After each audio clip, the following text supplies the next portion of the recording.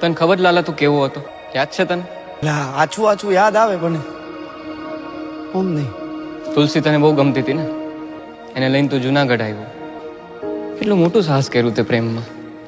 પ્રભુ એ હે ને 6 વર્ષ પહેલાની કેસેટ હે બધી, જૂની વાતો છે. પછી તમારા જીવનમાં ખુશી આવી, પણ એ ખુશી તે વેડફી નાખી લાલા. સમજ્યા કે તારા જીવનમાં મુશ્કેલી આવી છે જ્યારે ખુશીનું એક્સિડન્ટ થયું ત્યારે, પણ એના પછી તે શું કર્યું?